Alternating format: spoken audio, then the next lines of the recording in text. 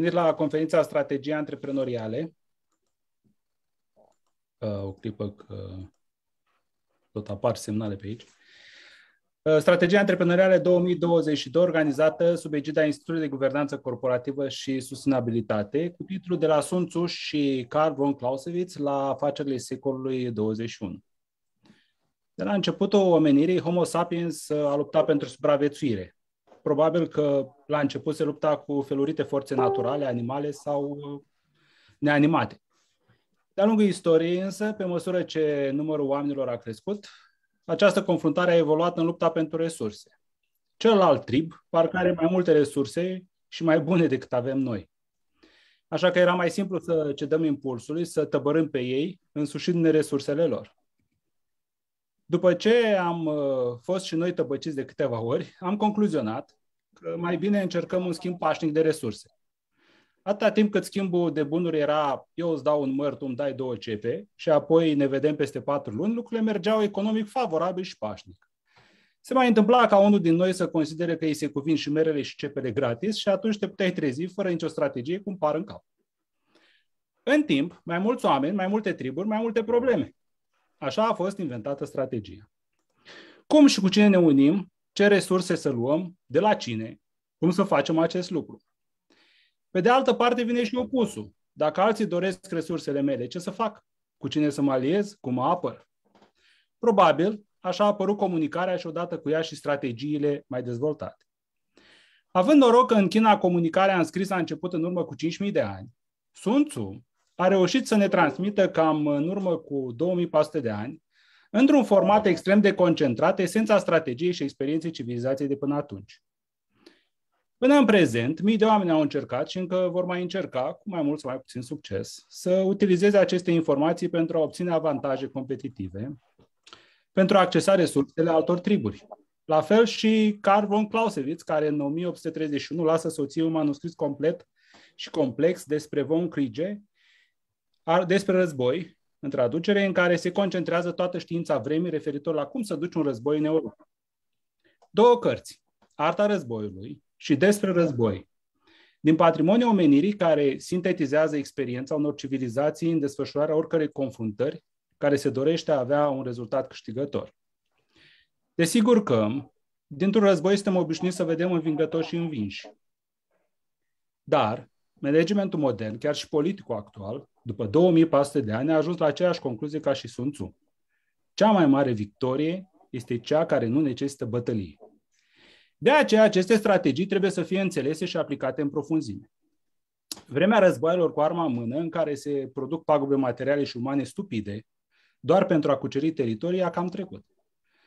În plus, dorința oamenilor de prosperitate a schimbat modul în care se duc războaiele. Războaiele actuale sunt duse pe rafturile magazinelor, în ofertele firmelor sau în conturile bursiere.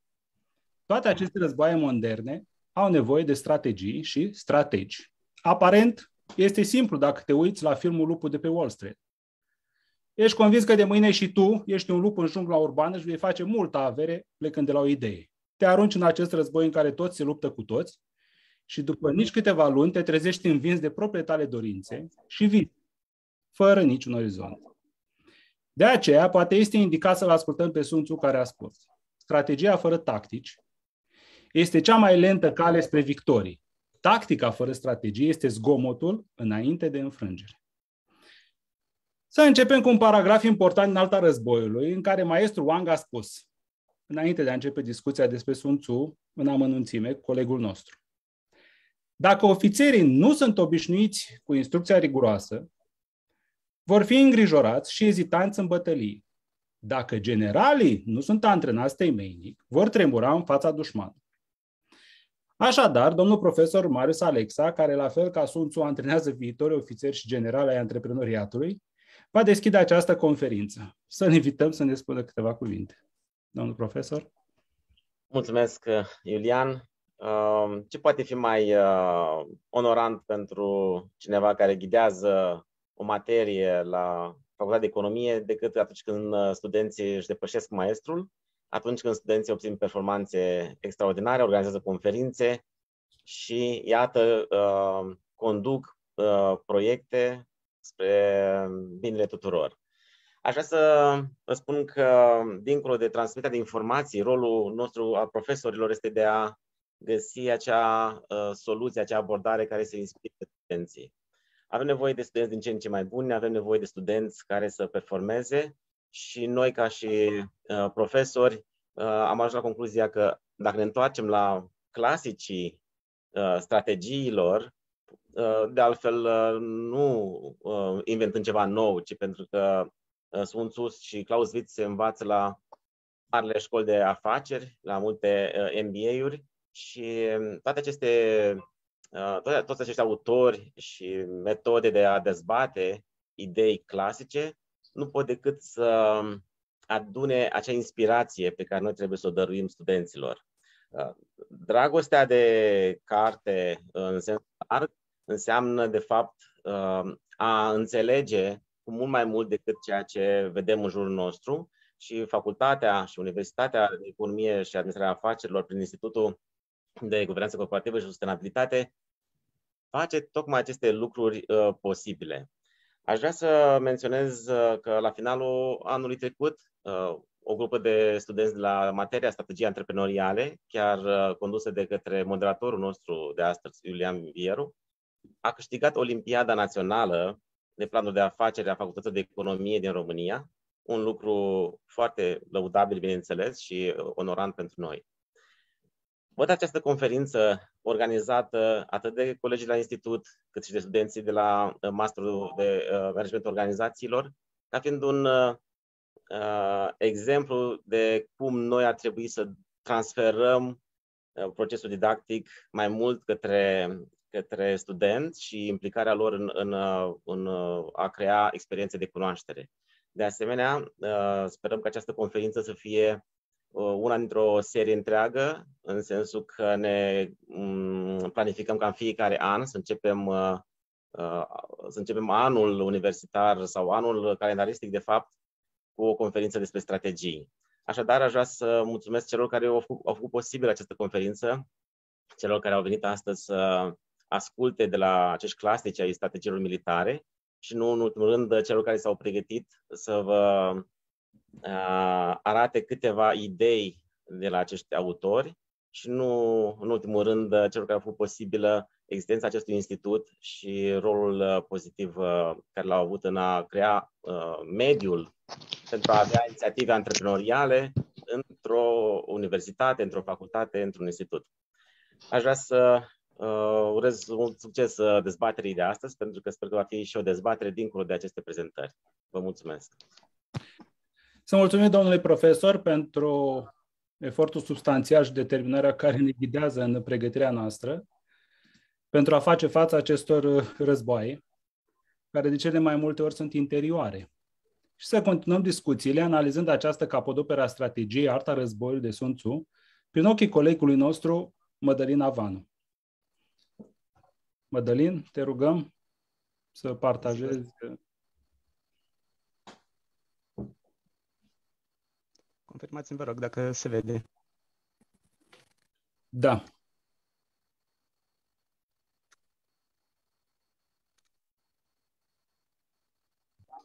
Bună ziua, numele meu este Avanu Ionuț Mădălin și vă voi vorbi despre ce am înțeles eu și am reținut din Sun Tzu și Arta Afacerilor, de Mark McNeely. Introducere.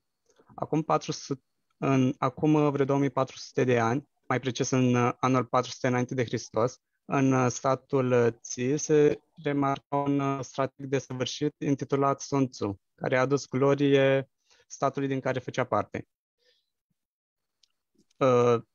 Ca să lase oamenilor o capodoperă și un ghid pentru a purta războaiele cât mai cu folos, acesta a creat Arta Războiului, o lucrare mai degrabă o culegere de strategii, observații și explicații bazate pe logica umană și pe gândirea umană, mai mult decât pe contextul din acea vreme, pentru a ghida noi generali care se vor succeda după el spre victorii.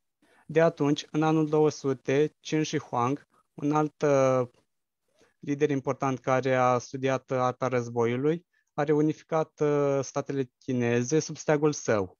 În 790 după Hristos, arta războiului pătrunde în Japonia, iar ulterior se vor remarca Oda Nobunaga, Toyotomi Hideyoshi și Tokugawa Ieyasu. În anul 1772, arta războiului pătrunde și în Europa, fiind tradusă de către un misionar iezuit în franceză. Și se presupune că și Napoleon Bonaparte a utilizat principii din arta războiului. În anul 1949, China, devastată de un cumplit război civil, se regăsea reunificată de către liderul comuniștilor, Mao Zedong, care din nou a studiat arta războiului. Așadar, toți cei care au studiat arta războiului au avut parte de victorii desăvârșite. Filozofia lui Sun Tzu urmărește îndeplinirea scopurilor, maximul de rezultate cu minimul de resurse. Sun Tzu pune accent pe cunoașterea mediului în care se află și pe adaptarea la mediu, pentru că o armată trebuie să fie precum o apă care curge, care caută mereu calea spre vărsare. Principii absolut necesare unui antreprenor. Prin cunoaștere, sunt necesare planificări temeinice, bazate pe date concrete și pertinente, nu pe preziceri. Trebuie să ne cunoaștem oponenții, câmpul de luptă și pe noi. Și într-o afacere nu poți lua decizii pe părerea că așa știi tu. Sun Tzu subliniază importanța capacității de observație, fiind nu orice drum scurt este și cea mai bună opțiune dacă este periculos. Dacă oponentul ne așteaptă gata de luptă, mai bine alegem o cale mai lungă, dar mai sigură, care ne ghidează spre victorie. Trebuie să avem capacitatea de a previziona cum merg lucrurile, când putem modela oponentul sau când ne modelează el pe noi. Valorile care izvorăsc din lucrarea sa sunt onoarea, onestitatea, omenia, curajul și respectul. Aceste valori au un rol de a coagula mai mulți prieteni decât dușmani și sunt o cale bună de a întări o armată. Să nu mai spunem că sunt o cale excelentă și de a întări o organizație, o firmă. Armata, spune Sun Tzu, trebuie să fie bine înzestrată cu echipament, bine instruită și organizată, iar generalul trebuie să-și prețuiască soldații, să aibă grijă de ei și să cultive respectul și curajul în ei. Managerii pot aplica din nou această abordare. Pot aplica rigoarea militară, pot aplica aceeași cale spre victorie, cultivând și o relație specială cu angajații lor, de a fi alături de ei și de a înțelege și a lucra ca un tot unitar. Acum să ne concentrăm spre principiul viteză și pregătire. Pentru că opera lui Sun Tzu este mult prea vastă, nu o putem cuprinde doar într-o scurtă conferință. De aceea am selectat doar două principii foarte importante din lucrarea sa, și anume principiul viteză și pregătire și principiul leadership, bazat pe caracter. În ceea ce privește viteza și pregătirea, sunt principii foarte punctate de către Sun Tzu. Viteza este esența războiului. Profită de lipsa de pregătire a dușmanului, călătorește pe căi neașteptate și lovește acolo unde nu și-a luat nicio măsură de precauție.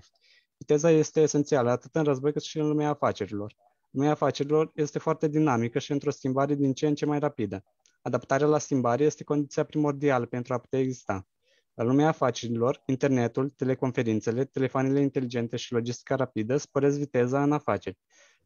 Cel mai rapid câștigă întotdeauna. Viteza poate duce la substituirea resurselor. O armată mare poate fi învinsă de una mai mică, dacă cea din urmă este suficient de rapidă pentru a lovi unitățile singure, înainte ca alte unități să le sară în ajutor și să învingă armata mică. Așadar, la început fii ca o fecioară. Când dușmanul îți oferă o portiță, fii rapid ca iepurile și el nu va fi capabil să-ți țină piept. Aceeași situație este și în afaceri. De exemplu, dacă personalul din vânzări se mișcă foarte repede, acesta poate fi redus. McNeely ne prezintă Baxter Healthcare Corporation, care și-a redus timpul de procesare a comenzilor cu 78%, timpul de primire a comenzilor cu 85% și numărul de pași din cadrul unui proces cheie de la 103 pași la doar 41 de pași. Acesta a redus stocurile cu 66% și reducând numărul depozitelor de la 34 la doar 24. Firmele mai rapide tind să fie și mult mai profitabile în comparație cu oponenții din aceeași industrie. Prin viteză putem profita și de oportunitățile foarte trecătoare. Experții în arta războiului depind îndeosebi de oportunitate și promptitudine. Nu lasă povara îndeplinirii sarcinilor doar pe umerii oamenilor din subordine. De asemenea, viteza este și un principiu care poate năuci foarte mult oponenții. În timpul campaniilor, fii iute ca vântul, în raiduri și jafuri, ca focul. Rapide nepătrunzi ca norii, dar deplasează-te ca fulgerul.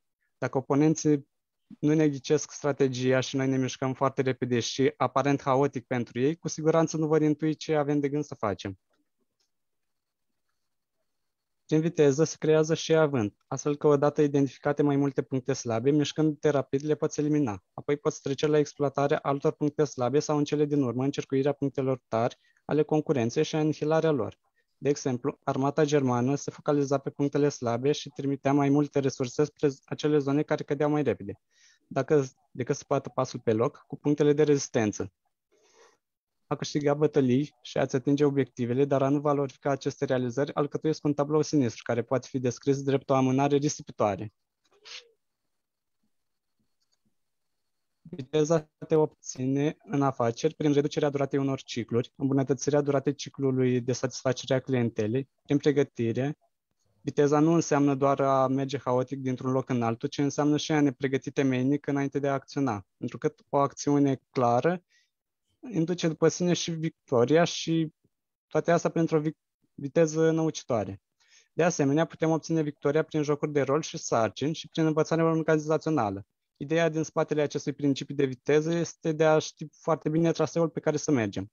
Cel al cărui trupe urmăresc același scop va fi victorios. Leadership-ul are un loc aparte în filozofia lui Sun Tzu. Dificultățile numirii unui comandant sunt astăzi aceleași ca în vremurile de demult. Sun Tzu considera că un lider bun este ca o resursă foarte prețioasă și întotdeauna este foarte rară. Nici în zilele noastre, liderii buni nu sunt mai ușor de găsit. Liderii buni fiind resurse foarte rare și care oferă avantaj competitiv tuturor firmelor de pe piață.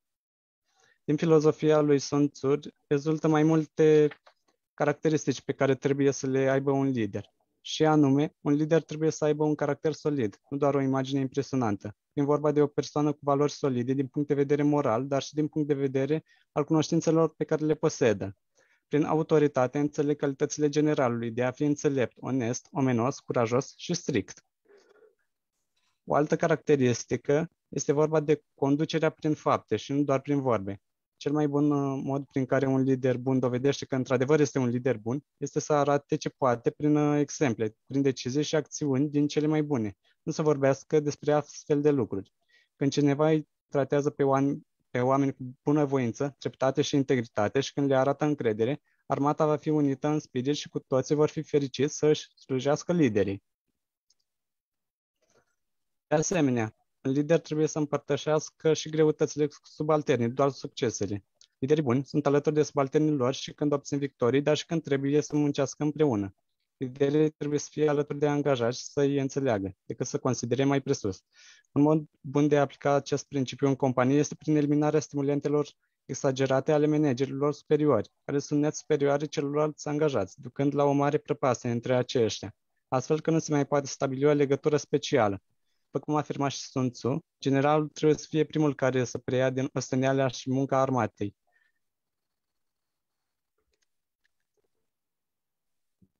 Și munca armatei. În dogoarea verii nu-și va deschide umbrela, iar pe gerul iernii nu se va îmbrăca cel mai gros. În locurile periculoase trebuie să descalce și să pășească primul. Așteaptă ca puțurile armate să fie săpate și abia după aceea bea apă. Așteaptă ca mâncarea să fie gătită și atunci mănâncă. Așteaptă ca fortificațiile armate să fie terminate și abia atunci se pune la adăpost. De asemenea, un bun lider nu tolerează confuzia și neclaritatea. Atribuie misiuni clare, definite, iar angajații trebuie să cunoască toată strategia liderului pentru a ști ce au de făcut, chiar și în lipsa liderului. Dacă nu știu ce trebuie să facă sau care este rolul lor în planul lui, rezultatele nu vor fi prea bune. Dacă armata este confuză și suspicioasă, conducătorii vecini vor face probleme. Asta vrea să spună zicala. O armată confuză duce la victoria celuilalt.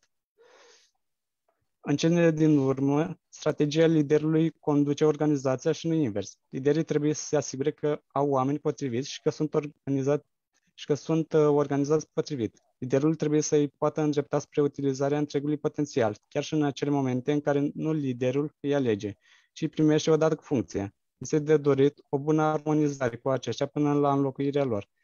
Deși nu se acordă o mare importanță corelării dintre oameni, este important ca acest lucru să fie urmărit pe termen lung. Un lider trebuie să aibă o viziune amplă, de durată și să vadă la timp semnele unor probleme, precum norii unei furtuni. Marele Duce a spus, un suveran care obține persoana potrivită prosperă. Cel care nu reușește să facă aceasta va fi ruinat. În cele din urmă, câteva considerații proprii. În ceea ce privește strategiile lui Sun Tzu, acesta abordează o filozofie mai altfel decât ceilalți lideri. Acesta își ancorează principiile și toată filozofia pe psihologia umană, pe modul oamenilor de a gândi și nu pe un mediu sau un context specific. Astfel că nu contează ce arme sau ce strategii folosesc anumiți lideri la un moment dat, ci cum aceștia se raportează la mediul înconjurător. Iar acesta punctează foarte mult adaptarea la mediul înconjurător. Nu doar modul de a privi luptele, fie că este vorba de armate călare sau cu tancuri. În cele din urmă, am văzut cu toții că au existat mulți lideri care au aplicat principiile lui Sun Tzu și au prosperat. Dacă ne referim la Qin Shi Huang, Mao Zedong, Tokugawa Hideyoshi. Și chiar dacă și noi avem foarte multe provocări de zi cu zi, mă gândesc că ar fi interesant să mai includem pe lista de provocări încă una, aceea de a aplica și noi strategiile, principiile și filozofia lui Sun Tzu și să vedem cât de prosperi vom fi. Mulțumesc! Mulțumim colegului nostru pentru această prezentare interesantă și ne așteptăm la discuții aprinse pe această temă. Dar pentru moment să vedem și Europa anilor 1800, unde se duc marile războaie, care privite astăzi, parcă au fost niște uriașe jocuri duse de mai mari strategiilor. Carl von Clausewitz în Von Kliege, despre război, a adunat toate marile strategii ale Europei, inspirându-se din confruntările vremii. Chiar dacă aparent, cartea arată doar cum se ducea un război modern la acea vreme, chiar el spunea că războiul este un act al relațiilor umane și războiul ar putea fi comparat cu comerțul, care este asemenea un conflict al unor interese și activități umane. Și mai mult, el spunea, mai aproape este politica care la rândul ei ar putea fi considerată ca un fel de comerț la o scară mai mare. Dar să lăsăm acest ultim aspect, poate pentru o altă conferință și să o ascultăm pe colega noastră, Paula Ciobanu, cu o exegeză asupra operei lui Carl von Clausewitz. Vă rugăm.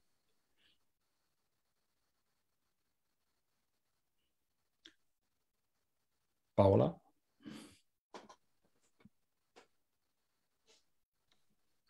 Da, să-mi spuneți dacă se vede.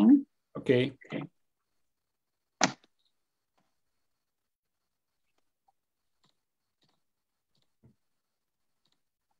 Cred că mi s-a blocat puțin ecranul, îmi cer scuze. Da, cum spuneam.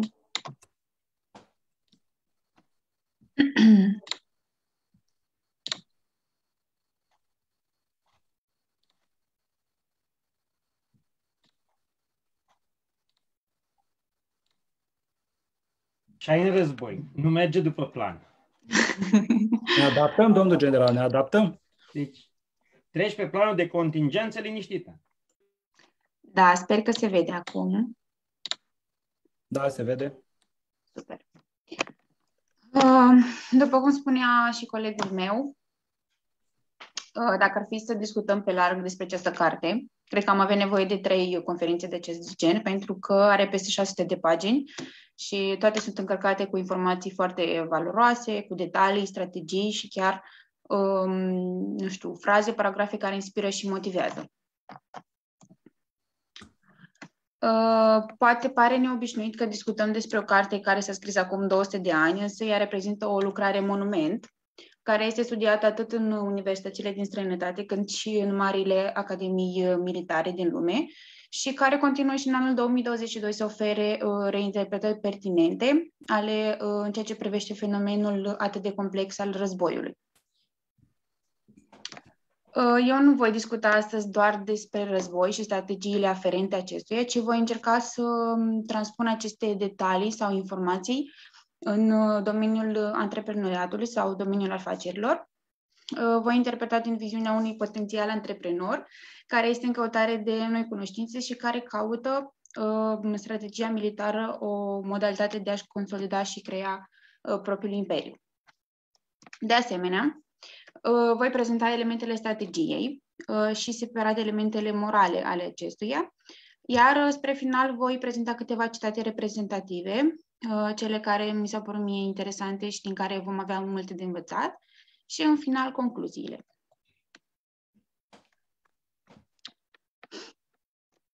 Cred că ați dedus, după cum a spus și domnul profesor și colegul meu Iulian, că autorul cărții este Carl von Clausewitz. Și acesta nu a scris carte doar din culisele războiului, a fost unul dintre actorii principali, pentru că a fost general prusac și istoric și teoretician militar. Cartea despre război a fost scrisă între anii 1816 și 1831 și a fost 1830, mă scuzați, a fost publicată post-mortem în anul 1831 de către soția autorului. Este formată din 8 cărți și este considerată a fi neterminată, pentru că dacă autorul ar mai fi trăit, sunt sigură că ar mai fi scris poate încă 8 cărți. În cartea sa, strategia este definită ca utilizarea angajamentului în scopul războiului. Poate pare o definiție puțin ambiguă, dar dacă ne gândim la angajamentul cui sau cine își asumă să atingă scopul războiului, este evident că se referă la resursele umane implicate de la general până la soldați. Se poate observa de asemenea că există în definiția strategiei și scopul, acțiunile, dar și planuri care va coordona acele acțiuni. Iar în partea dreaptă am găsit o definiție a strategiei în afaceri realizată de către Chandler, unde constatăm că găsim câteva elemente comune între cele două definiții, faptul că există elemente precum scop și resurse și acestea sunt asemănătoare.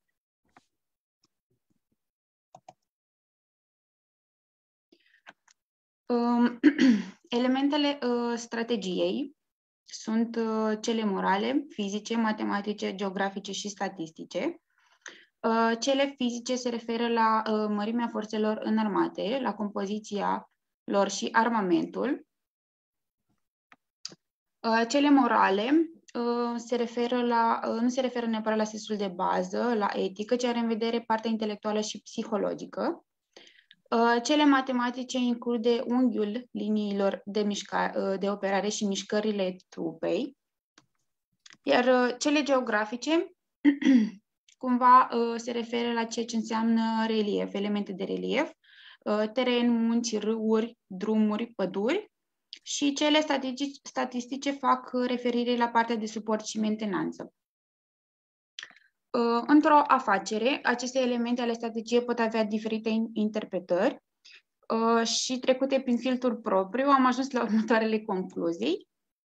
Faptul că cele morale pot face referire la cunoștințe, la experiență și la formarea continuă.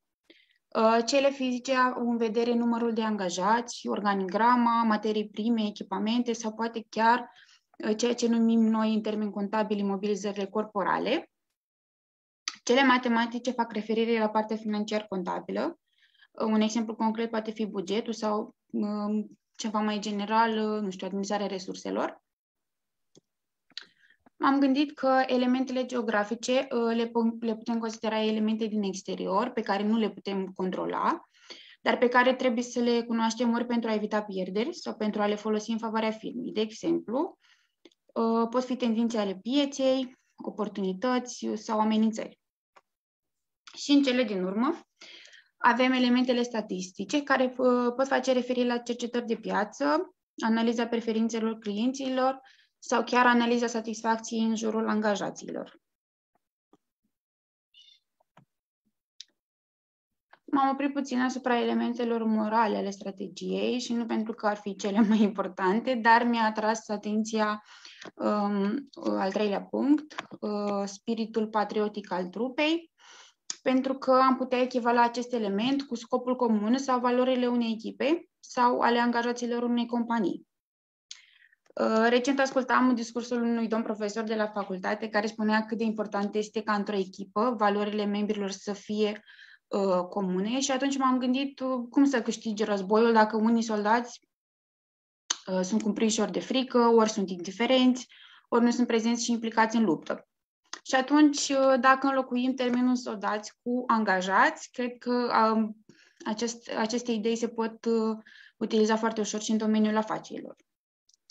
Deși am început cu punctul 3, asta nu înseamnă că primele două sunt mai puțin importante, pentru că în realizarea unei strategii sunt importante și priceperea comandatului și experiența și curajul trupei. Și așa putem înlocui cu termenul comandant cu antreprenor și trupa cu angajații.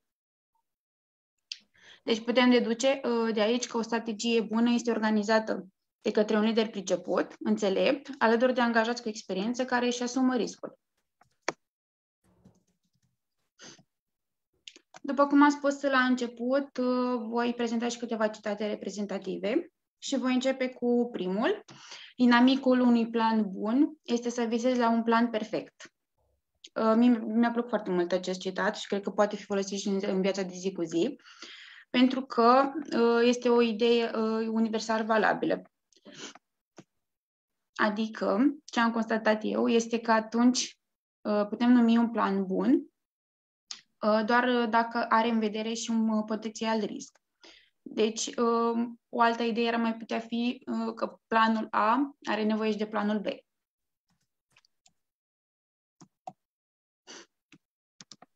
Următoarea idee sună cam așa. Totul în strategie este foarte simplu, dar asta nu înseamnă că este foarte ușor. Odată ce s-a determinat din condițiile politice care este menirea războiului, se poate trasa ușor direcția. Dar o mare tărie de caracter, precum și luciditatea și fermitatea în gândire, sunt necesare pentru a urma în mod constant, pentru a duce la bun sfârșit planul. Deci, interpretând în viziunea mea, aș putea constata că primul pas în realizarea unei strategii este scopul. Pentru că apoi lucrurile vor decurge mai ușor și vom ști încotro ne îndreptăm. La fel, se evidențiază trăsături esențiale ale unui antreprenor și care ajută la reușita în afaceri, trăsături precum fermitatea, luciditatea, constanța sau chiar rutină.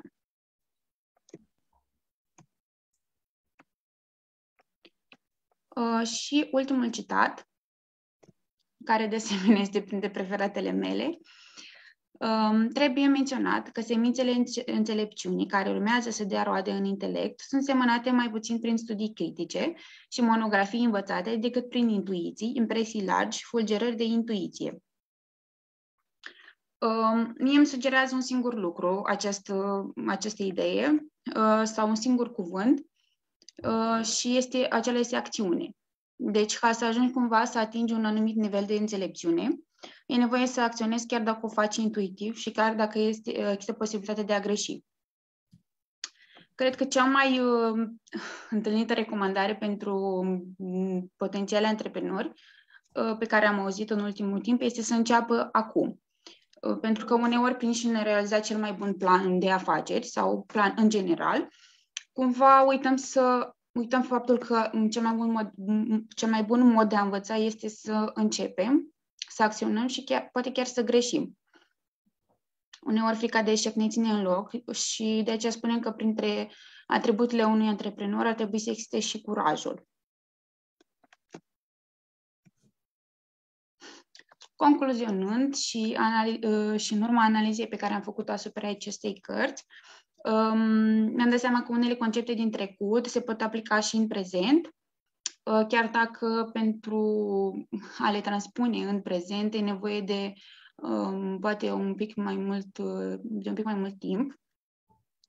A doua concluzie este faptul că războiul se aseamănă cu mediul de afaceri, dar nu am descoperit eu asta, chiar și Clausewitz a spus, poate chiar cu comerțul mai specific. A treia concluzie este faptul că o strategie bună are în spate o echipă experimentată și un lider priceput. Și ultima, dar nu cea din urmă, care este preferata mea, este faptul că întotdeauna trebuie să avem și planul B. Și aceasta a fost prezentarea mea. Sper că v-a plăcut și că ați învățat lucruri noi astăzi alături de mine. Mulțumesc!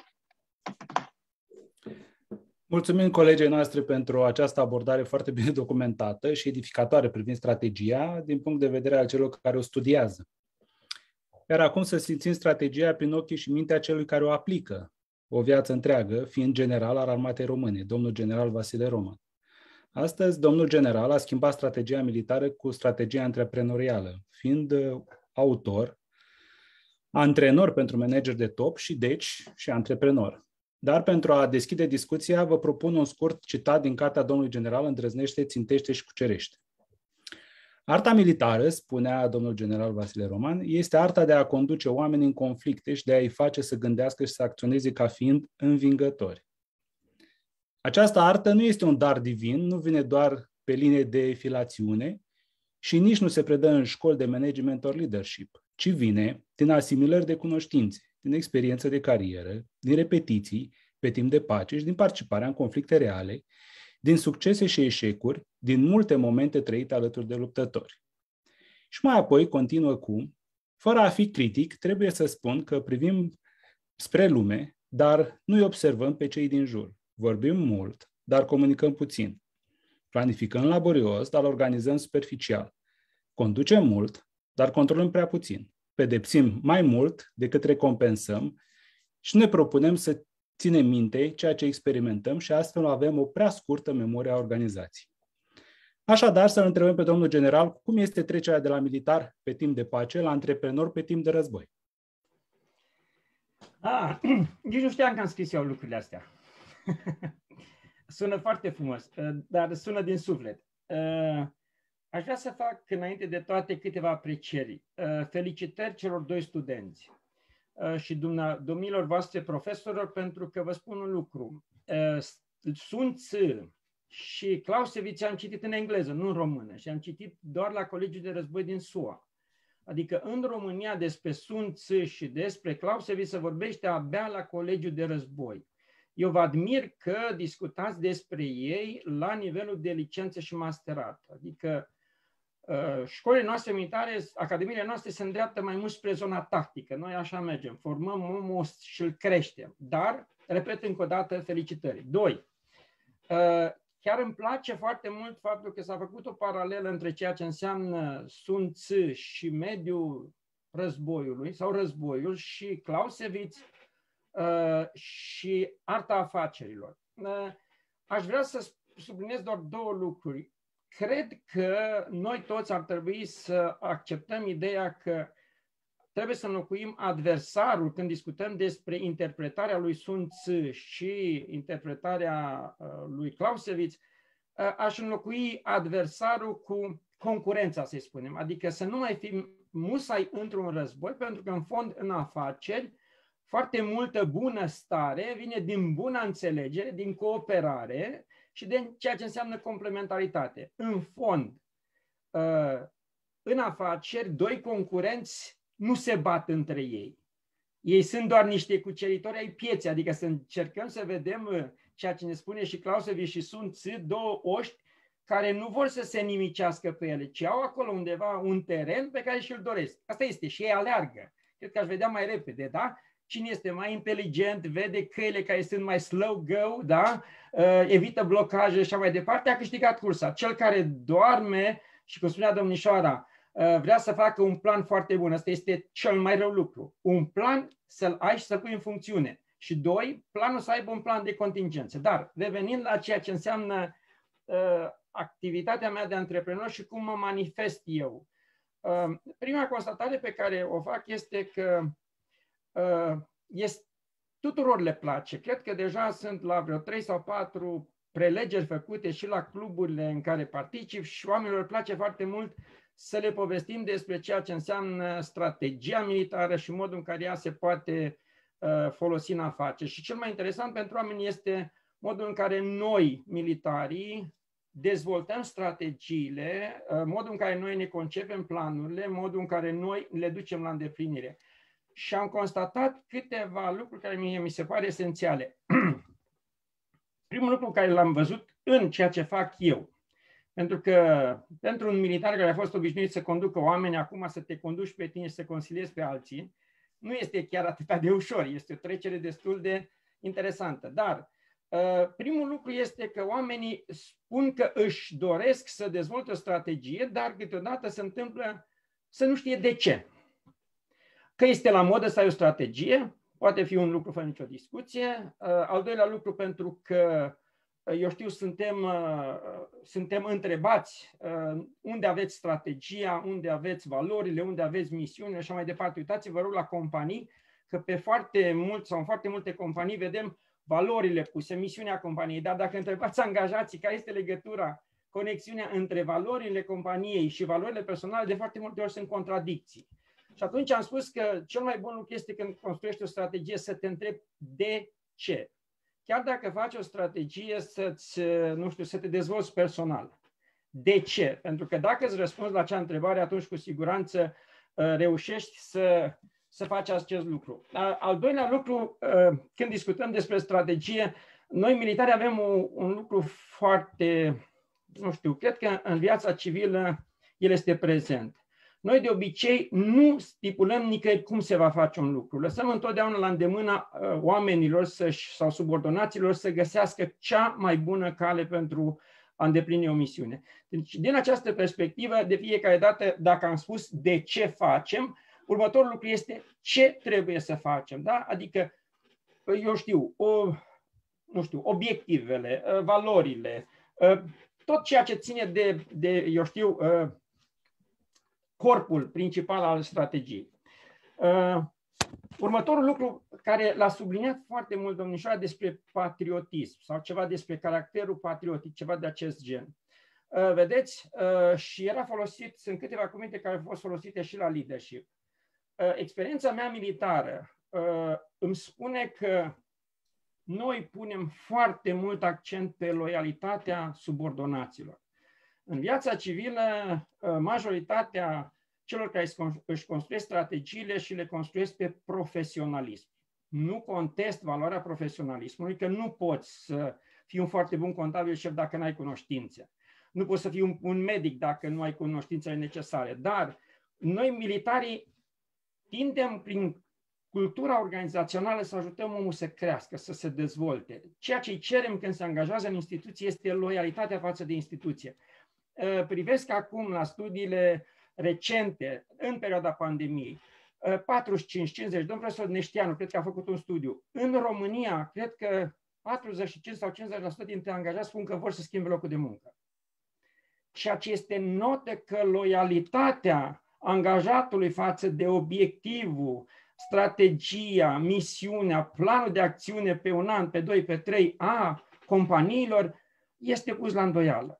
Al doilea lucru care este interesant, că tot de la domnul Neștianu citez, spune 40% dintre antreprenori spun că după ce se va termina cu pandemia nu vor schimba nimic din strategia prin care își abordează afacerea. Mi se pare o chestie, nu știu, ciudată, adică lumea se schimbă, oamenii se schimbă, noi trebuie să fim foarte atenți la ceea ce înseamnă, cum să spun eu, integrarea, cel puțin eu ca militar, când am fost în Afganistan, n-am putut gândi strategie pe termen scurt, 6 luni de zile, dar n-am putut gândi nici strategia și nici planul de acțiune până când nu am fost convins că militarii, subordonații mei, vor face ceea ce noi ne angajăm. Deci, în această perspectivă, există această, sună foarte frumos, retenție, dar pe care ar trebui să o traducem în loialitate față de ceea ce înseamnă valorile, obiectivul, misiunea și așa mai departe. Mai e ceva care mie mi se pare că facem noi un pic diferit. Și aici, tot spre domnișoara, hai să mă uit cum o cheamă, Ciobanu mă uit. Vedeți, noi militarii când discutăm despre strategie și eu asta și ofer ca și consultanță și scriu și în carte, am subliniat de foarte multe ori. Sunt 3 lucruri esențiale ca să-ți funcționeze strategie. Primul lucru esențial este să știi în ce context construiești strategia. Dacă noi construim strategia pe ceea ce am învățat astăzi, adică să vă dau un exemplu militar, dacă România și-ar construi strategia de apărare pe ceea ce înseamnă manifestarea Rusiei astăzi, ar însemna să săpăm tranșee la frontieră și să aducem tancuri. Strategia națională de apărare este construită pe previziuni, adică militarii analiști sau analiștii militari închid ochii și vizualizează războiul la care România va trebui să răspundă în următorii 30 de ani. Cu drone, cu avioane, cu sateliți. Asta trebuie să facem atunci când discutăm despre ceea ce înseamnă a construi o strategie, adică din contextul în care mă găsesc să mă duc undeva, unde mă văd eu. Asta este cel mai important lucru, iar contextul este extrem de important, pentru că a subliniat domnul profesor Vieru, când spuneam, noi ne uităm în jur, dar nu observăm nimic. Student, domnul general, student. Scuze. Bun, mă bucur atunci. Bun, deci ne uităm în jur, da? Dar noi nu observăm, vedem, da? Nu știu, dacă ne-am uitat acum pe ecran, fiecare spune, cineva poartă ochelari.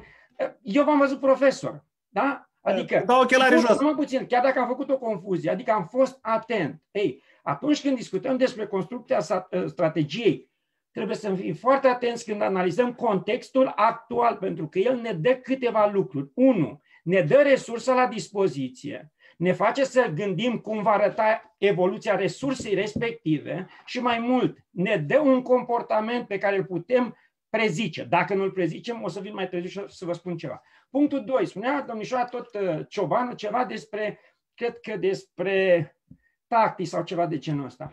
Ei, să știți că strategia militară sau strategii militare, comparativ cu ceea ce înseamnă zona de antreprenoriat, sunt foarte atent la ceea ce înseamnă TTP-uri, tehnici, tactici și proceduri, pentru că ele elimină o parte din haos. Adică faptul că avem un mod, și am să vă dau câteva exemple mai încolo. Și al treilea lucru care mi se pare important, cred că azi am scris pe blog un articol, dacă te gândești să faci o strategie și nu te gândești la bunăstarea familiei, la bunăstarea angajatului și la bucuria clientului, indiferent ce produci, mie mi se pare că strategia este în zadar. Pentru că dacă nu te gândești la client, el nu va cumpăra nici produsul tău, nici serviciul tău, nici nimic. 2. Dacă nu te gândești la angajat, folosesc în cartea mea o expresie, LAFA. Era cândva, când eram tânăr locotenent, era o chestie când comandantul spunea, lasă asta și lăsai, că erai micuț, și fă asta. Adică umblai tot timpul fără să ai o finalitate. Ei, așa face angajatul. E prezent, nu e prezent, îl interesează mai puțin. Deci este o chestiune care ține foarte mult. Omul este cel mai important în orice construcție strategică. Acum aș vrea să revin și vreau să și închei, că nu vreau să monopolizez discuția, vreau să mai spun un lucru. Citesc din două persoane. Una există, una nu. Sună ciudat, dar am să încerc să explic. Regina Maria spunea la un moment dat așa, atât de inteligenți și de creativi cum sunt românii la construcția strategiilor, nu există popor. Atâta de leneși sau puțin împingători la a le pune în practică, cred că nu există popor. Adică suntem foarte buni, creăm. Dar este o chestiune care ține de, după ce ai scris, știți că și Sun Tzu și Clausewitz spune, strategia trebuie să fie simplă. Viziune, misiune, obiective, finalități, instrumente și am terminat. După ce politicianul îi pune militarului strategia în brațe, spune, fă din ea plan de campanie. Timofte, fostul președinte al Republicii Moldova, spune un lucru foarte fain. Zice, cum să faci că punem toate lucrurile ca la americani? Și rezultatul întotdeauna moldovenesc. Este o problemă de mental colectiv. Și acum când discutăm despre ceea ce înseamnă mentalul nostru colectiv, sunt câteva chestiuni care țin de instrumentalizarea procesului. Adică, atunci când am spus că trebuie să observăm bine, pun problema de fiecare dată, de ce să nu și estimăm bine ceea ce avem la îndemână? Da? Adică atunci când mă gândesc că voi pune în practică o anumită acțiune, trebuie să văd care sunt resurse la dispoziție, să văd care sunt factorii care mă favorizează, ce mă defavorizează și așa mai departe.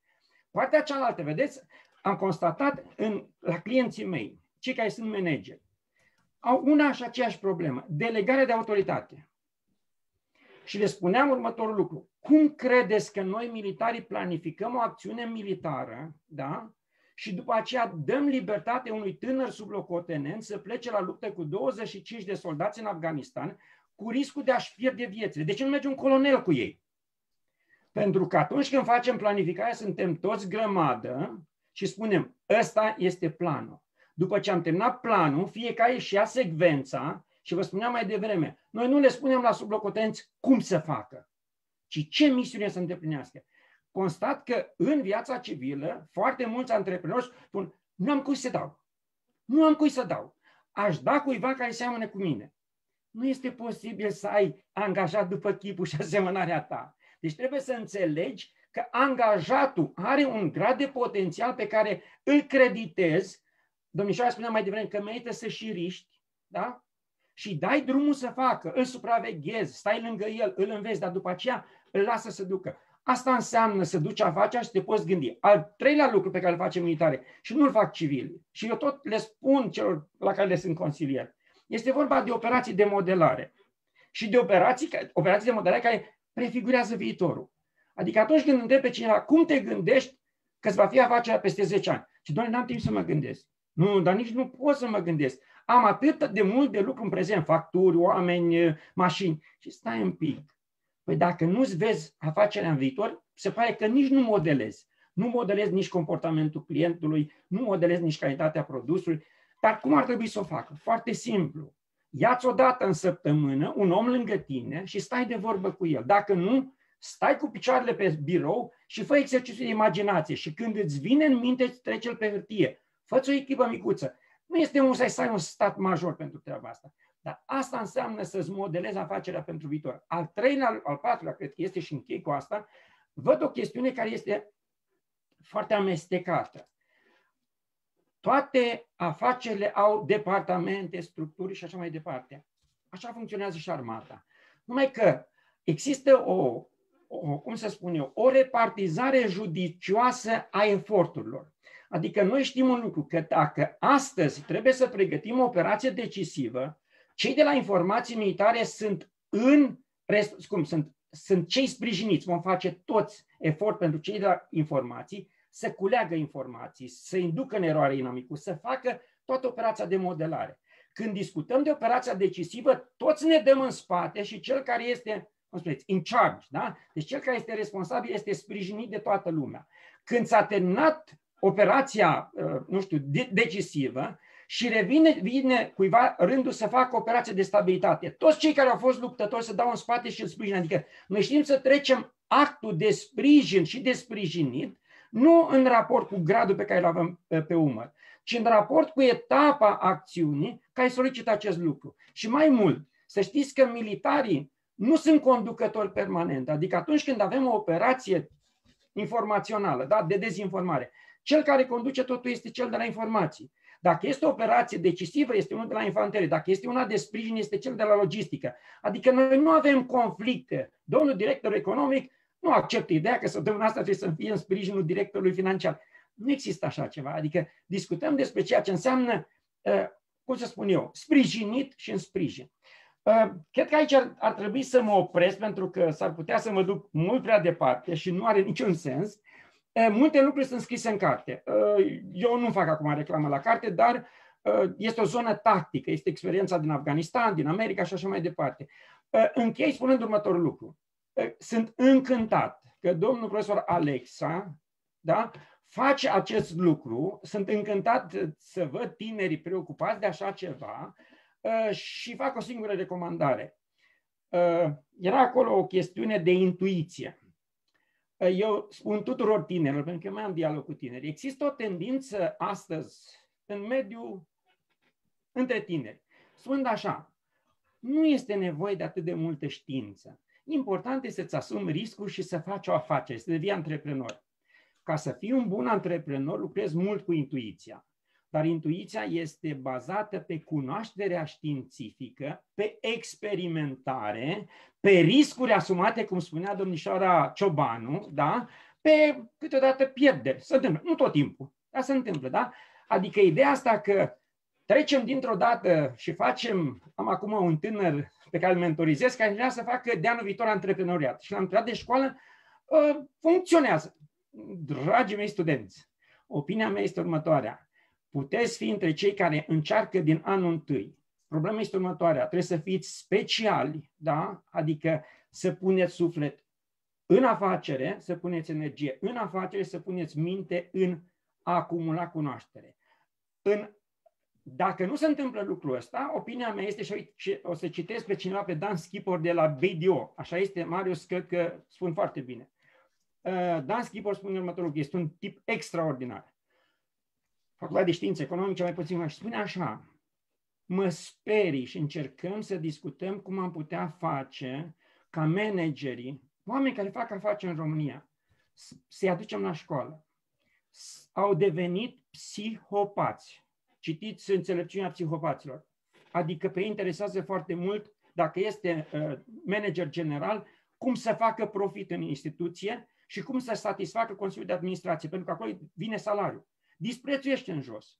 Sunt oameni care se consumă, ajung ei, da, deținători de afaceri, se consumă încât își distrug familie pentru că nu au putința de a se despărți de afaceri și de a o da, cum spuneam mai devreme, să delegi autoritatea și se consumă, intră în spital. Deci unii oameni intră în spital. Sunt oameni care falimentează pentru simplu motiv că, nici știu, se blochează. Ei, asta este dovada că mediul din România este permisiv la antreprenoriat, n-aș vrea să par ciudat, permisiv la antreprenoriat, dar viitorul antreprenoriatului, în opinia mea, în România, este a oamenilor care au energie, școală, da? Voință, inclusiv cred că, domn profesor, trebuie să spunem și niște mentori, modele, pentru că ideea asta de a nu avea, de a fi singur, merită, da? Merită, dar, cum spune domnișoara Ciobanu, să ai plan, nu plan B, plan de contingență. Deci, într-o afacere este bine când ți-ai făcut planul, să te gândești, dacă A nu se va întâmpla, mă voi duce pe un plan de contingență A1, dar cu gândul că mă întorc la B.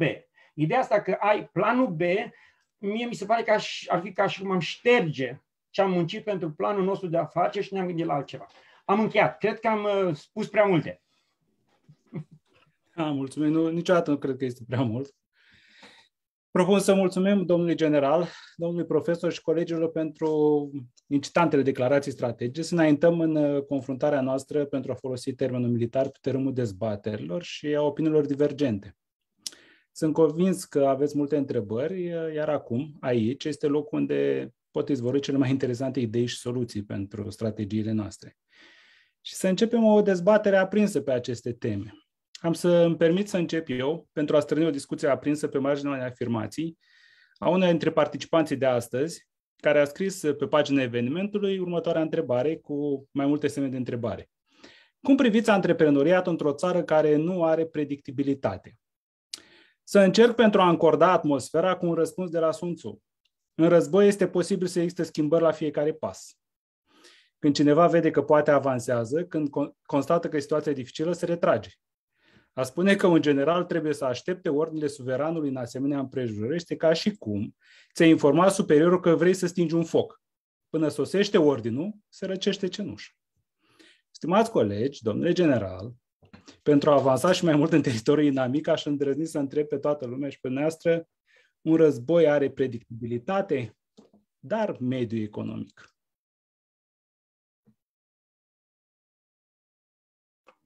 Am să răspund când nu mai răspunde nimeni. Acum eu tac.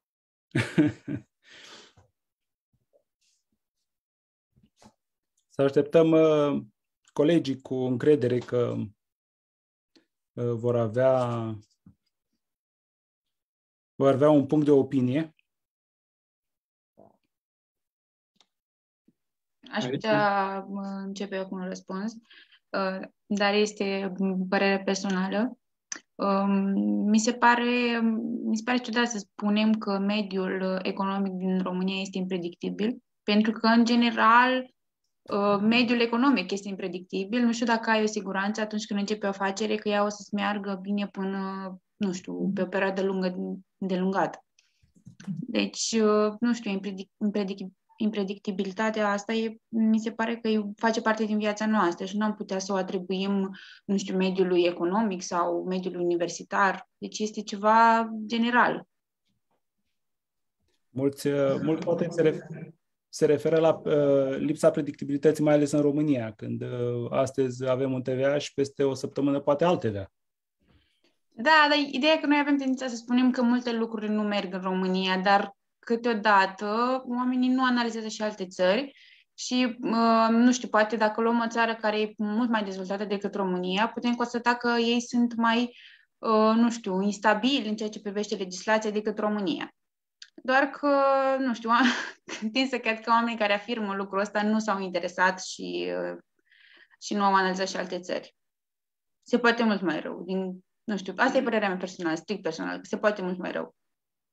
Să fim noi români așa mai fataliști? Nu, n-aș putea să zic asta. Eu mă abțin de la astfel de comentarii. Da, alte păreri? Poate, îmi permit și eu să-mi dau cu părerea, poate are legătură cu faptul că în România legislativul nu respectă ceea ce ar trebui să respecte, și anume litera legii. Pentru că pentru un om de afaceri, atunci când nu respectă ceva, statul vine imediat și îi pune poprierii pe conturi, îi aranjează banii astfel încât să nu mai dispună de ei în viitor apropiat, dar nu același lucru îl face și statul român. Adică acest raport de inegalitate dintre antreprenori și statul român ca partener de afaceri face ca multe din declarațiile oamenilor de afaceri să fie legate de lipsa de predictibilitate.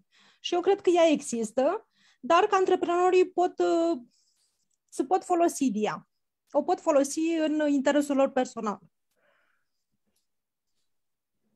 Asta cred că ar trebui să fie o premisă de război, acorda statului român ca partener de afaceri care îți ia 35% fie că vrei sau nu vrei din afacerea proprie. Da, mulțumim. Alte păreri? O strategie bună ar fi de politica pașilor mărunți, în care atât timp cât în față e ceață, e impredictibil, să pui accentul pe valorile etice ale afacerii și partenerii să aibă încredere în tine, în ceea ce oferi, dar mergând cu pași mici, dar mergând. Orice ar fi, mergi înainte, pentru că atât timp cât aștepți, uneori se întâmplă că poate să fie un lucru rău în viitor sau nu, dar e foarte important să mergi. Dacă se întâmplă bine, e bine, dacă nu, este feedback. Reconfigurezi pentru următoarea strategie. Dar oricum e de mers înainte, chiar dacă este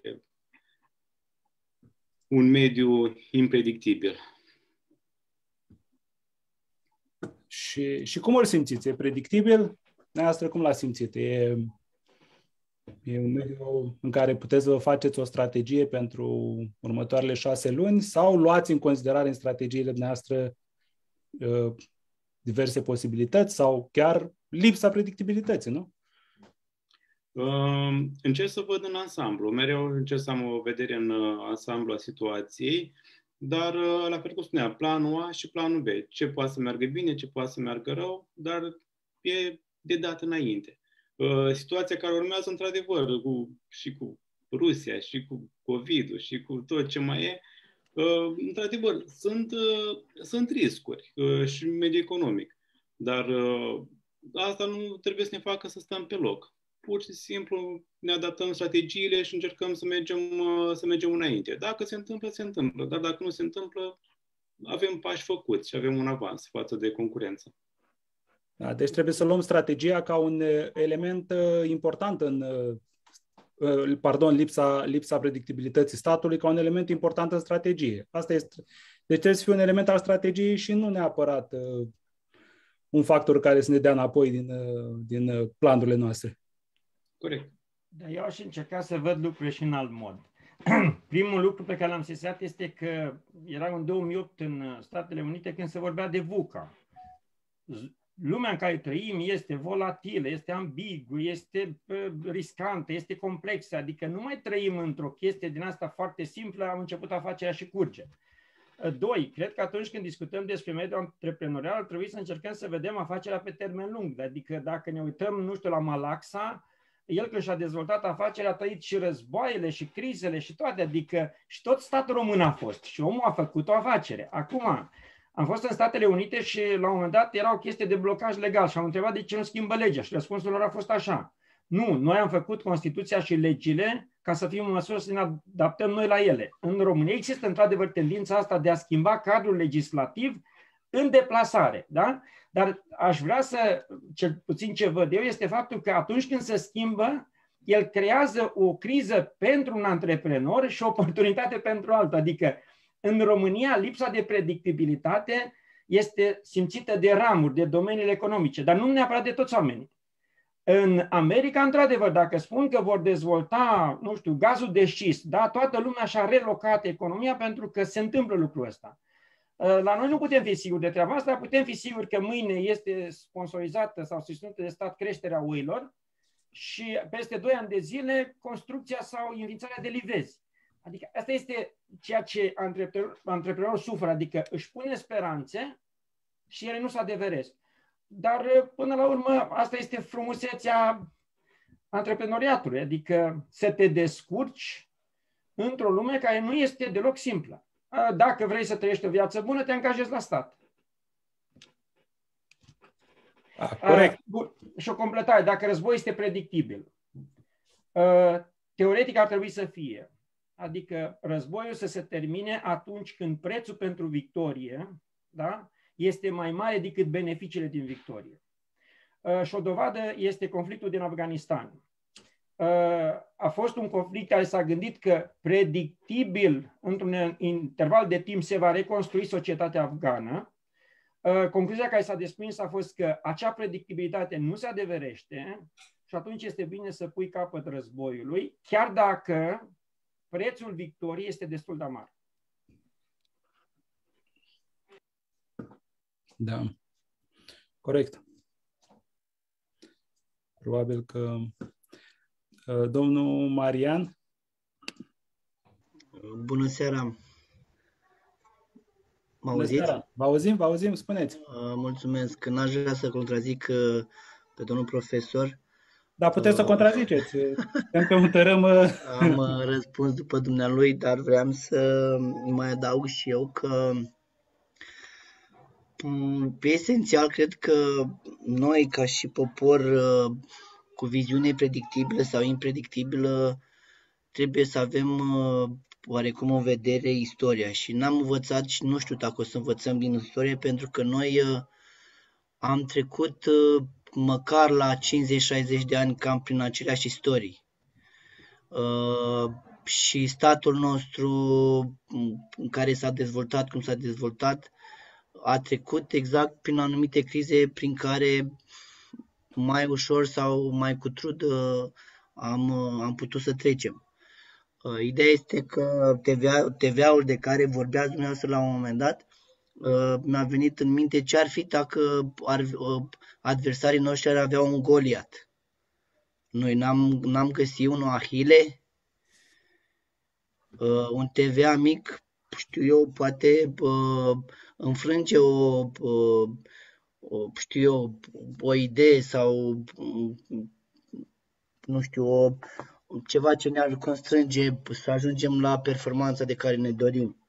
Apoi, acei pași mărunți care vorbea domnul Biber sunt perspectivele de viitor, pe termen scurt, pe termen mediu, pe termen lung. Trebuie să avem în vedere oricum istoria și dacă nu ne știm istoria și nu știm ce am făcut și ce trebuie să facem din ce n-am mers data trecută, probabil că o să fim sortiți să eșuăm. Dar, într-adevăr, trebuie să avem o viziune predictibilă pe baza la ce am trăit și ce a fost înainte. Vă mulțumesc. Da, corect. Aparent e mai ușor într-un mediu în care totul e predictibil să facem planuri. Dar poate și asta e frumusețea până la urmă, nu? A reușitei. Să reușim într-un mediu în care totul este nepredictibil, nu? Da, alte păreri despre predictibilitatea mediului și strategiile noastre? Să să deschidem atunci încă un subiect care și acesta rămâne deschis pentru cine se mai gândește. Un alt coleg de-al nostru participant astăzi ne întreabă de ce un freelancer ar trebui să aibă o strategie antreprenorială. Care sunt efectele lipsei unei strategii?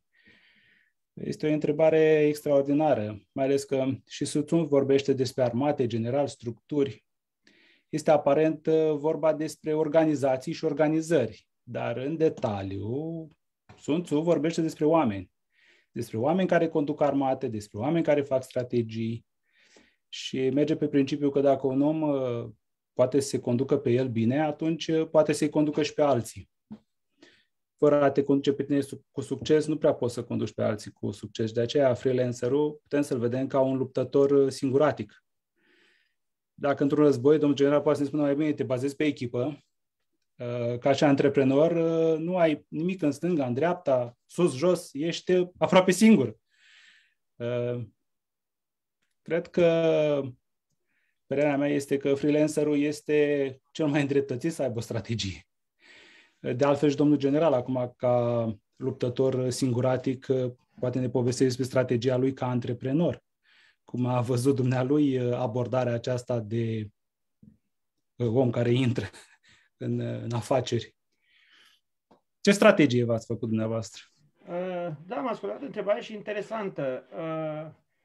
Poate pentru unii dintre noi cuvântul strategie este ceva foarte sofisticat, adică te gândești că trebuie să scrii mult, trebuie să faci analize. Nu știu, o strategie este să-ți convingi copilul că trebuie să se trezească dimineața să meargă la grădiniță. Dacă nu ai o strategie, poți să folosești o stratagemă. Da? Adică poți să faci partea cealaltă, să joci, dar de obicei folosești o strategie. Adică pentru tot ceea ce facem cu scop, cu siguranță avem o strategie, pentru că răspunde la întrebarea de ce mă trezesc dimineața, mă spăl pe dinți și mă duc undeva. Adică dacă sunt freelancer și n-am o strategie pentru business, nu văd de ce m-aș da jos din pat. Adică nu văd motivația, da? Asta este primul lucru. 2. Mi-este foarte greu să mă văd freelancer, adică eu, credeți-mă că și mi-am făcut planul de acțiune, strategia mea, obiectivele mele, chiar dacă sunt singur. Nu mi se îndeplinesc toate. Atunci când discutăm despre obiective financiare, le tot amân pentru că nu se îndeplinesc, dar celelalte care țin foarte mult de mine, se îndeplinesc. 2. Oamenii cu care lucrez, în general, se raportează la valori. Și unul din elementele strategiei sunt valorile acelei acțiuni pe care vrei să o desfășori. Adică dacă nu te uiți în spatele tău, ce valoare te motivează să muncești, ce valoare te motivează să iubești pe cineva. Adică sunt atâtea clienții mei când dialoghez cu ei în ședințe de coaching, una din întrebările mele se referă la ce valoare fundamentală ai. Că în jurul ei sunt vârtoate. O să vedeți că dacă unul spune că familia, și o să vedeți că familia, în spatele ei sunt bani. El muncește pe brânci pentru că ține foarte mult la ideea să câștige bani ca familia să se bucure de vacanțe și mai departe. Adică nu putem discuta despre a face ceva fără să gândești drumul pe care te vei duce. Iar strategia asta face. Îți arată drumul pe care trebuie să mergi, da? Ca să atingi un anumit obiectiv. Dar, repet încă o dată, strategia poate fi scrisă în, nu știu, 10 cuvinte. De ce? Îmi este drag omul. Ce? Voi munci pentru el fiindu-i consilier. Când? În fiecare zi câte 2 ceasuri. Cum? Pregătindu-mă un ceas înainte de întâlnirea cu clientul și muncind un ceas cu clientul. Ce finalități? Omul respectiv va fi fericit și mai deștept, eu voi câștiga 50 de lei. E o strategie de lucru. Da? Răspunde la întrebările necesare pentru a te pune pe drum. Da, strategia mea este, repet încă o dată, este scrisă, să știți, da? Dar nu este una sofisticată. Suntem convinși că ați organizat propria noastră armată într-un mod categoric către un obiectiv foarte clar. Da, este dificil. Poate că aceste discipline de strategie ar trebui mai aprofundate la nivelul universităților de business din România. Așa cum ați spus și dumneavoastră, poate ar trebui un studiu mai adânc al strategiilor, decât unul formal, în care să se învețe despre definiția și teoria strategiei, poate o aplicație, o aplicabilitate a strategiilor, cum faceți dumneavoastră, cum ați făcut dumneavoastră în partea militară a carierei dumneavoastră, ar fi foarte frumos de făcut și în universitățile noastre oarecum. Poate se gândește cineva să vă propună să faceți astfel de strategii. În premier am să fac un anunț, începând de anul următor, poate chiar semestrul următor. Vom folosi un soft de simulare militară, implicit de strategie, importat din Israel, inclusiv folosit de unele din departamentele care lucrează mixt, armată, afaceri pentru mai multe startup-uri și companii mari din Israel. Deci, pentru cei care mi-au transmis acum pe alte canale că după această conferință se gândesc să vină la un master la FEA, e posibil să participe la aceste simulări pe care le pregătim. Poate nu de uitați și pe noi să ne includeți. Aveți abonament. Facem abonament. Da. O altă întrebare care e interesantă, care a fost pusă de cineva, este cum putem face, apropo de strategii, ce strategii putem avea și putem face noi față în față cu marile corporații? Este o provocare să fii mic, cum a spus colegul, și să te vezi față în față cu un Goliat, dar cred că este posibil. Cred că este foarte posibil să reușești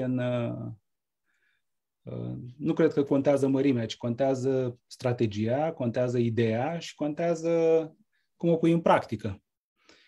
Domnul general, armatele mici pot face față armatelor mari? Corporațiilor, mai ales corporațiile sunt noile state. Ce se întâmplă? Acum vedeți, uitați-vă la ceea ce se întâmplă în Ucraina. Vin cu modelul militar și după aceea o să vin cu ceea ce interpretez. Atunci când ești mic, cel mai prezent cuvânt ar trebui să fie cooperare-colaborare. Cooperare-colaborare, pentru că împreună cu 2, 3, 4, 5, 6 mici poți să faci ceva care se poate opune corporației. 2. Dacă discutăm despre a concura cu marile companii, mie mi se pare că este o greșeală. Adică cine își imaginează și de ce te duce să concurezi cu compania de telefonie mobilă nu știu care? Adică nu văd sensul doar să spui așa. Pe lângă acea companie, eu am o strategie prin care am, nu știu, 1%, 0,1% din clienții respectivi ai companiei tind să vină spre mine și eu sunt fericit cu afacerea asta micuță. Nu înțeleg de ce am intrat în competiție, adică nu știu, nu văd sensul. Și punctul numărul 2, mie mi-a plăcut, este la Iași, Pițigoi, domnul profesor Alex, așa este, Dan Pițigoi. Și omul ăsta a spus următorul lucru. Acum 15 ani când am venit la Iași, mediul de afaceri era ostil. Toată lumea se bătea cu toată lumea. Acum mediul de afaceri din Iași a devenit extrem de cooperant. Oamenii se ajută. Oamenii pun împreună resurse și realizează, el și chiar pune pentru tineri, antreprenori și așa mai departe.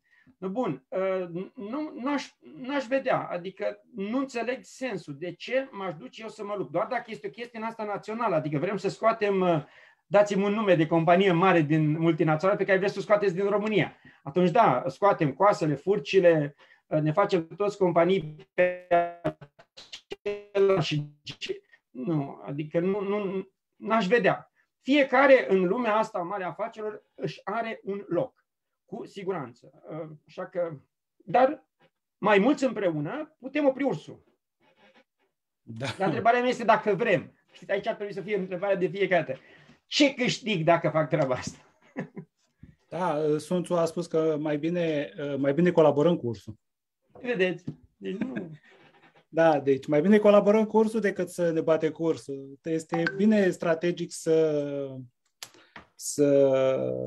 să ne oprim atunci când am ajuns la limita noastră, nu? Da. Un coleg, domnul Marius, ne întreabă că are o curiozitate, cum poate să găsească pentru o idee de afacere, cum poate găsi colegi colaboratori. Probabil că dacă ar face o strategie pentru a-și găsi colaboratorii care trebuie, probabil că și-ar găsi colaboratori. Și apropo de chestiunea asta, credeți că pentru politica de personal ne trebuie o strategie anume? să ne orientăm în această strategie pentru a ne orienta către producție sau către a găsi oameni. Și în discursul dumneavoastră ați spus că managerii actuali se orientează mai puțin spre oameni. Care ar fi... Mă rog, Sun Tzu spune clar că calea de mijloc este cea mai bună. Dar, până la urmă, în care balanță să mergem? Să mergem spre oameni, spre relația noastră cu angajații sau spre producție, spre profit? Și cum să ne găsim colaboratorii? Eu mi-am scris lucrarea de licență la psihologie, leadership-ul ca factor de augmentare a actului de comandă. Și mă amintesc acum ceva din lucrarea respectivă în care spuneam așa, că individul este motivat. Știți că există, cineva spune că suntem două categorii. Ne place să muncim pentru că ne-a plăcut să ne jucăm de când eram mici și categoria cealaltă în care spune doar cu bățul. Da? Așa sunt oamenii. Unii fac de bucurie, alții fac de frică. Pe partea cealaltă, noi suntem motivați să facem ceva, da? Adică mergem la muncă pentru că avem un motiv. Fie că n-am trăit dacă n-am muncit, fie că ne scoate mama afară din casă, spunând, doamne, e vremea de mers la muncă. Fie că, nu știu, putem găsi mai multe motive intrinseci. Pe partea cealaltă, noi ca să fim productivi, trebuie să existe, în afară de motivația noastră, trebuie să existe o motivare. Și acum motivarea poate fi salarială, poate fi de carieră, poate fi, în cartea mea spun așa, noi militarii nu dăm premii în bani. Noi dăm medalii, insigne, coinuri, badge-uri. Asta ne face fericiți. Noi suntem bucuroși că facem parte din același grup. Ei sunt oameni care merg cu drag și produc foarte bine pentru o strângere de mână. Îl scoți în fața tuturor și îi mulțumești. Este fantastic de fericit. Asta îl fericește. Ei, fiecare dintre oameni, la rândul lor, unii sunt mai introvertiți, unii sunt mai extrovertiți, unii mai creativi, unii mai critici, gândire critică. Pe fiecare să-l pui acolo și să-i spui, bă, bravo, ești foarte bun. Omul se bucură. Pe partea cealaltă, când aud conceptul, păi mă așteaptă 10 la ușă. Eu îmi pun problema, nu cumva nu-i nimeni la ușa ta? Asta este prima chestiune. 2. Păi dacă nu-ți dau eu ție bani, tu nu trăiești. Răspunsul este următorul. Dacă nu vin eu la muncă la tine, nici tu nu trăiești. Adică depindem unul de cealaltă. Am să vă dau un exemplu din armată. Era un general care nu mă iubea, eram colțos. Și îmi spune într-o zi în față, să știi că eu nu te iubesc. Dar îmi spune că mă iubește cineva, un colonel. Și spun, domnule general, nici eu nu vă iubesc. Se uită așa la mine intrigat, zice, domnule, trebuie să mă iubești că eu îți dau salariu. Spune, nu, domnul general. Vedeți soldatul ăla cu bocancii rupți? Că erau rupți, ăsta e adevăr, era prin 1994. Dacă n-ar fi soldatul ăla, n-ar fi nici capitanul Roma, nici generalul, nu-i pronunț numele. Adică există o interdependență. Când aud și văd această superioritate că, păi, eu sunt patron, mie mi se pare că aici avem o problemă. Și problema este la psihopatia patronului, că există, se dobândește psihopatia. Dar și la ceea ce înseamnă cerbicia, da? Adică modul în care angajatul se pleacă, este temător. Și aici este o chestiune care o văd din două. Noi în armată recompensăm bucuroși și pedepsim zâmbind. Adică cu mâna cu care strâng și felicit, cu aia și pălmuiesc. În sens figurativ, să nu fie înțeles că în armată cineva bate. Da? Bun. Ei, când văd acum că relația cu patronul este de obediență, îmi pun problema în felul următor. Ori nu-mi cunosc valoarea mea și atunci voi fi o slugă pentru că nu-mi cunosc valoarea, asta este o chestiune. Ori nu sunt valoros, și aici ar trebui să-mi pun semn de întrebare. Bă, ce trebuie să fac ca să fiu valoros? Asta este o altă chestiune. Și punctul numărul 3. Nu avem capacitatea să gândim în una. Adică dacă nu mai există sindicate, eu discut cu tinerii care fac politică și întreb cine să le plătească pensiile, cine le protejează drepturile salariale, că nu există sindicate în corporații. Deci în sindicate doar unitatea comportamentală face ca angajatorul să fie mai atent față de angajat. Deci din această perspectivă, eu unul spun, important este omul. Pe partea cealaltă, să nu trăim cu impresia că mâine sau poimâine nu vom fi înlocuiți de mașini. Domnul profesor Alexa va aduce un soft care să vă simuleze războaiele. Poimâine cineva o să vină cu un soft care face cercetare și simulare pe antreprenoriat și vă dă rezultatele spunând ca să, la impredictibilitatea României, o să băgăm și condițiile de impredictibilitate și o să spună, dacă pui 10 euro, îți ies 100 anul viitor. Și nu o să mai fie nevoie de analist economic, financiar și așa mai departe, decât să fim și atenți la ceea ce se întâmplă vis-a-vis de dispare afacerea patronului, se tehnologizează, s-ar putea și eu să pierd. Aici suntem undeva la mijloc. Eu, unul, recomand tuturor, când vorbesc cu studenții, când scriu, spun așa, fii bărbat, doamnelor, fiți bărbate, da? Adică nu cred în ideea că cineva și-ar putea permite să jignească oamenii, deși aud, să jignească oamenii, să-i disprețuiască sau să spună că nu sunt importanți. Orice strategie. Bine, s-ar putea să avem, nu știu, rețelele de calculatoare sau de roboți care vor produce mașini și atunci, da, omul nu va fi important. Dar atâta timp cât sunt procese la care omul trebuie să fie prezent, mi se pare mai important decât toate celelalte. O să spuneți, bun, dar dacă nu produce omul, nu merge afacerea. Eu am spus așa, omul bine intenționat, da, produce mai mult decât omul care este fie constrâns, fie vine cu lehamite la servici, că nu are motivație. Da, mulțumim, e foarte interesant. Eu mărturisesc că am citit cartea noastră și am să mai citesc o dată. Și să mai luăm o întrebare, că apare una foarte interesantă și merită să o citim. Colegul nostru, Daniel, s-a menționat anterior faptul că conflictul se termină atunci când beneficiile potențiale a unei lupte sunt mai mici decât costurile luptei. Pe principiul acesta, cum ar trebui abordată o situație în care antreprenorul sau într-un conflict real câștigi, însă concurența merge pe ideea lupt până la ultima suflare, chiar dacă pierd tot. Aici, ca să destind o leacă atmosfera cu a pierde tot, am să spun un banc. Iții și Strul erau proprietari de magazine alimentare vis-a-vis unul de celălalt. Și apropo de strategie. Într-o zi, Iții clipește pe geamul de la intrare un afiș. Avem ulei cu 4 lei litru. Strul lipește și el un afiș. Avem ulei cu 3,5 lei litru. A doua zi, Iții clipește alt afiș. Avem ulei cu 3 lei litru. Și continuă tot așa vreo câteva zile. După un timp, Iții furios se prezintă glonț la Strul și zice: măi băiete, tu nu ești sănătos la cap, vrei să dăm faliment? Noi vindem ulei mai ieftin decât îl cumpărăm? Faliment dai tu, măi, că eu n-am ulei de vânzare. Apropo de strategie și ultima suflare. Dumneavoastră, ce părere aveți? Da, cred că ar trebui să vin și eu cu o glumă vis-a-vis de ceea ce înseamnă concurența. Erau doi tipi vindeau pepeni și unul vindea cu 4 lei și unul cu 5 lei. Și cel cu 5 lei spune: îmi face o concurență neloială. Ce-i treaba mea? Și zice: câți pepeni ai? 100. I-a cumpărat cu 4 lei, ăla a plecat și i-a vândut el cu 5. Adică și asta este o chestiune. Cineva s-ar putea odată un pește mare să înghită peștele mic. Asta este o chestiune. Doi, eu n-am să înțeleg, mi-e greu să înțeleg atunci când aud că cineva vrea să te termine. Adică ce tip de afaceri există în România în care concurența este atât de acerbă încât există ideea asta de a distruge? Noi am trăit, cred că domnul profesor Alexa știe, anii 90 până în 96-2000, când concurența occidentală și-a dorit, ăsta este cuvântul potrivit și cred că așa a reușit în parte, fie să asimileze concurentul din România la țevi, la ce-o fi fost, sau alții au gândit chiar scoaterea din piață. Da, deci unii au asimilat și au scos concurența din România, alții au distrus-o. Dar astăzi mi-e greu să-mi imaginez ce tip de afacere face ca cineva să consume resurse până când termină pe cineva.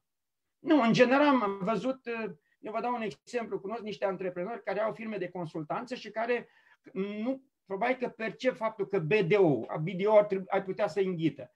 Și atunci oamenii ăștia colaborează. Efectiv sunt contracte de colaborare. Ok, cred că dacă într-adevăr există un concurent în piață mai mare care vrea să vă termine, la întrebarea respectivă, cred că cea mai bună este un proces de colaborare, un proiect de colaborare, da? Prin care arătați că puteți aduce contribuție existând sau trăind legat umbilical de compania respectivă. Da, este o formulă. Adică, nu știu, un magazin care este înghițit de către Lidl. Okay, asta este singura soluție. Te duci la Lidl și iei franșiza, da? Și e rezolvată. Nu știu, am dat un exemplu poate așa pueril, dar nu văd chestia asta cu până la capăt, mi se pare totuși de război. Da, dar ați aveți dreptate. Este poate afaceri în România sunt la început. Poate suntem încă sub imperiul acesta al dorinței de a câștiga într-un anumit fel și neapărat să fiu câștigător, nu contează costurile și ce se mai întâmplă după ce câștig. Da. Eu Un cunosc impuls ceva al din canibalizării. piața mare, dau un exemplu, piața imobiliară sau piața construcțiilor imobiliare. Și când discut cu cei care dețin firmele, majoritatea spun că nu există o concurență, există supărări, că mediul administrativ favorizează pe unul în detrimentul celuilalt. Asta sunt supărări create de tocmai lipsa de predictibilitate în administrație.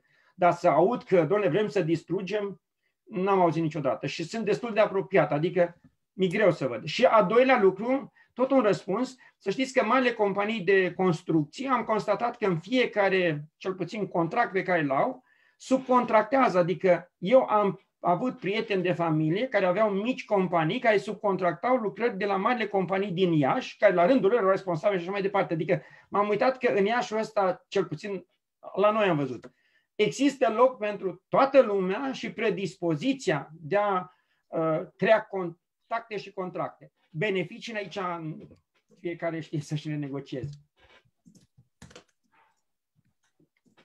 Da, mulțumim mult.